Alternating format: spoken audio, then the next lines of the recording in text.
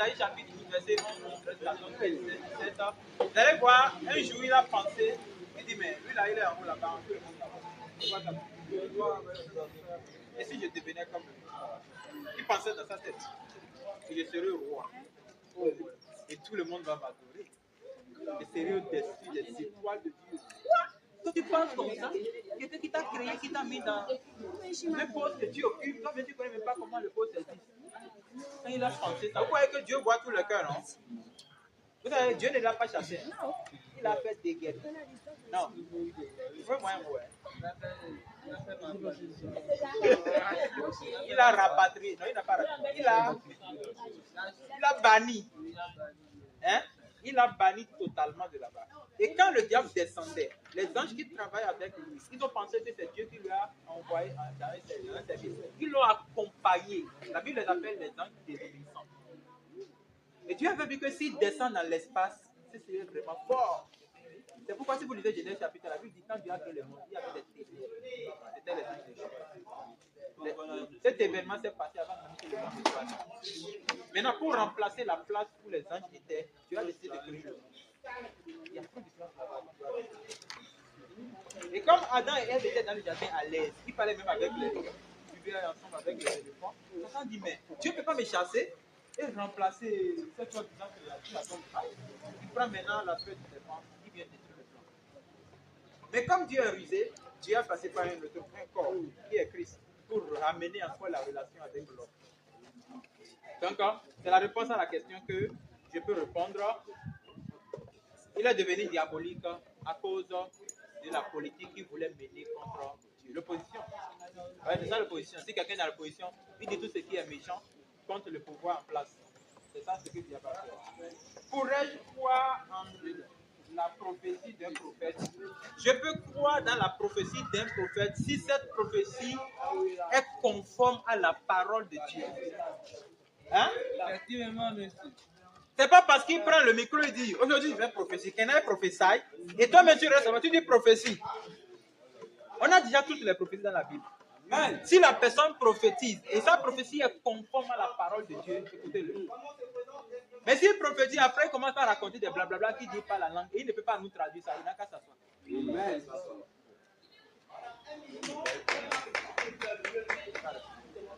Tu m'as vu parler.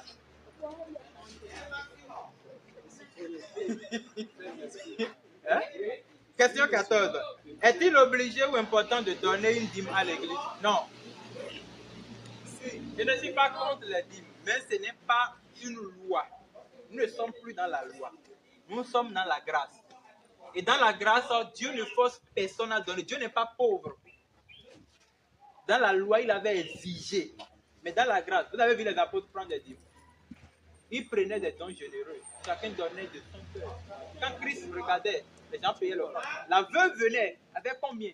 Peut-être 1 franc ou bien 2 francs. Elle a jeté ça. Et Christ dit, cette veuve va donner plus que tout le monde. Donc le fait de forcer les gens à payer la dîme, c'est comme quand le pasteur il a fait. Il crée un message pour vous vider la poche. Hein? Bon, je n'ai pas dit de ne pas payer la dîme. Mais je dis que ce n'est pas forcé, ce n'est pas obligé. Il faut comprendre pourquoi payer la dîme. Nous payons la dîme parce que nous voulons que notre péché prospère. Mais dites-moi, qui est vrai? Qui va me dire la vérité que lui, il est normal qu'il paye la dîme comme il se doit? C'est faux. Personne. Il y a des gens, même quand ils prennent 5 millions, ils voulaient payer la dîme là, ils regardent l'argent et ils disent, mais ça c'est quoi ça? Il enlève encore un peu pour aller payer des chaussures dedans. C'est du mensonge. C'est pas forcé de payer la dîme, mais c'est normal de payer, de donner des offrandes à Dieu. Dieu aime celui qui donne de son cœur. Si vous avez de l'argent et vous avez envie de donner à Dieu, donnez à Dieu. Mais que ça ne soit pas qu'on vous a forcé. Vous avez compris, non? Voilà. Maintenant, est-ce qu'après le baptême, nos péchés seront épargnés? Quel genre de baptême? Qui a posé la question? Est-ce que la personne peut te dire ou bien je laisse? Est-ce qu'après le baptême, nos péchés seront épargnés? C'est toi? Tu parles de quel baptême? Parce qu'il y a plusieurs types de baptême. Baptême de l'eau. Écoutez, le baptême d'eau qu'on fait dans les églises sont de faux baptêmes. Je vais vous le dire. Dieu n'a pas dit de baptiser dans les citernes, ni dans les tanks. Oui. Il est dans les grandes mers, les océans aussi. Ah, je ne sais pas ça. Mais la baptême se fait peut-être dans une rivière. Mais quel genre de baptême? Le baptême se fait uniquement par immersion au nom de Jésus. Amen. Le baptême qu'on vous fait au nom du Père, du Fils et du Saint-Esprit, c'est un mensonge.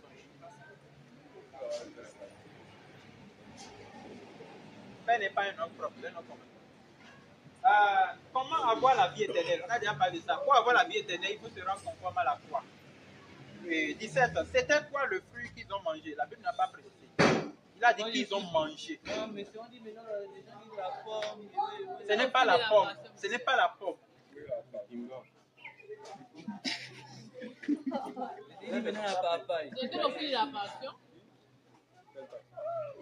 Est-ce que l'enfer et le paradis existent? Oui. L'enfer existe et le paradis existe. Mais le paradis qu'on nous prêche, ce n'est pas vrai. C'est faux. C'est quoi le paradis? Le paradis, c'est le troisième ciel. Ceux qui meurent en Jésus-Christ actuellement, ils descendent au paradis. Ce n'est pas encore ça la vie éternelle. Ils sont en salle d'attente pour entrer dans la vie éternelle. Maintenant, l'enfer n'existe pas encore. L'enfer est éternel et existera après. Pourquoi? Parce que la Bible dit, le ciel et la terre passeront. Donc, ceux qui meurent sans Jésus descendent dans le séjour des morts. J'allais expliquer ça, mais pas le moment. Le séjour des morts, c'est plus que l'enfer, mais ce n'est pas encore l'enfer. Donc, le ciel existe, l'enfer existe. Pourquoi les péchés sont tous égaux? Les péchés sont tous égaux parce qu'ils ont été commis dans une seule personne. Et le prix a été payé par une seule personne qui est Christ. C'est tout. Pourquoi la mort existe? On a déjà compris, la mort existe par le péché. Comment Dieu a créé l'homme? Dieu a créé l'homme en deux phases, la parole et l'action. Dieu a façonné l'homme de sa mère, il a mis son esprit en lui. Mais avant ça, il a dit, créons l'homme en notre image. Ce n'est pas deux dieux, ce n'est pas trois dieux. C'est un seul Dieu qui parle en chef d'autorité et en autorité. Nous, Dieu, créons l'homme. Ce n'est pas parce qu'il dit ça, on a dit, non, c'est Dieu le Père qui parlait au Dieu le Fils, c'est du mensonge. Il n'y a pas trois dieux, il y a un seul Dieu. Il y a un seul Dieu. Je vois ici, pourquoi nous péchons? Nous péchons parce que nous sommes des pécheurs. Parce que la chair est faible, monsieur. La chair est forte. Ne dis pas que la chair est faible. La chair n'est pas faible. Oh. Hein? Est-ce que la Bible a dit que la chair est faible? La Bible a dit que l'esprit est bien disposé. Bon, la chair n'est pas faible. Mais la chair n'a pas la force. La chair est le contraire de l'esprit. Voilà ce que je pourrais dire. La chair, c'est le péché total. Comment vous voulez que la chair devienne soit forte? La chair ne peut pas être forte. C'est le péché total. Nous péchons parce que nous sommes des pécheurs. Et je vous ai déjà montré le remède. Bien.